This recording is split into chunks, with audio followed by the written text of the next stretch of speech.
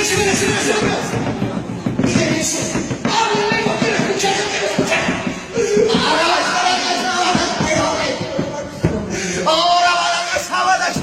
eso al último está la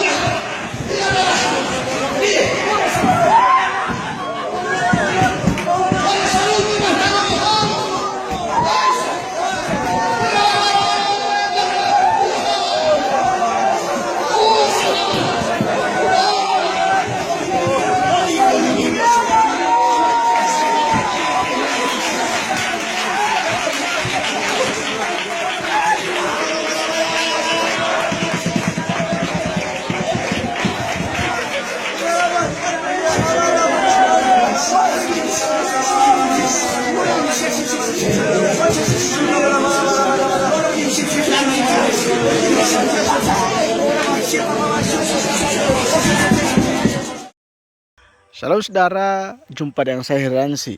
Kali ini saya ingin berkomentar tentang sebuah video yang dilakukan oleh seorang pastor, dan itu menunjukkan pelayanan yang sungguh rohaniawan ya.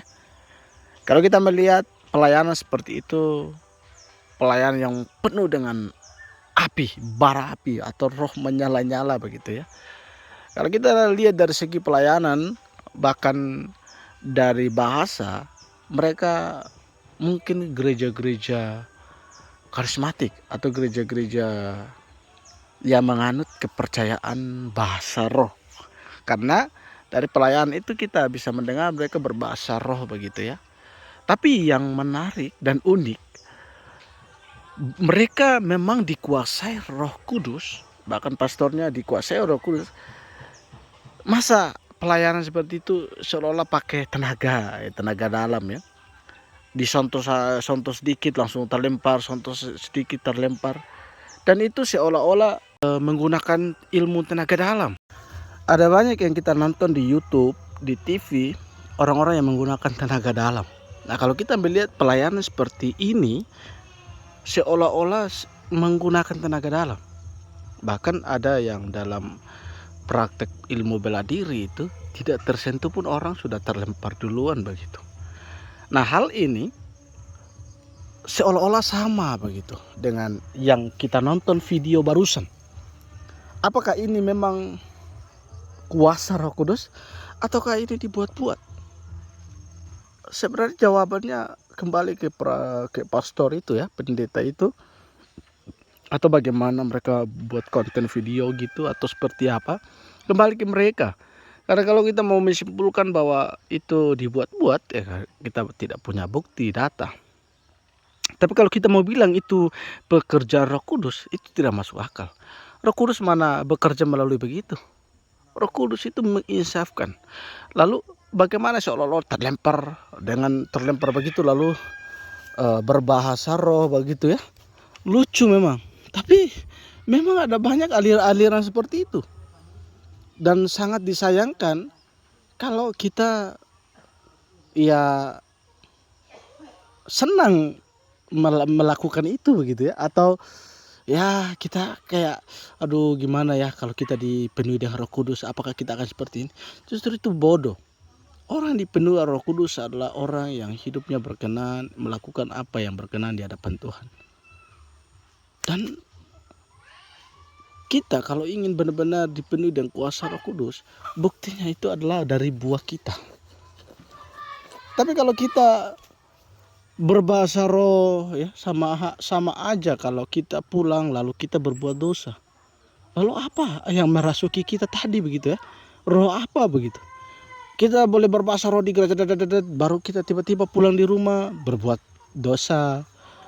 Banyak orang-orang yang saya tahu, mereka bahkan bukan hanya berbuat dosa berkelahi antara rumah tangga suami istri, tidak.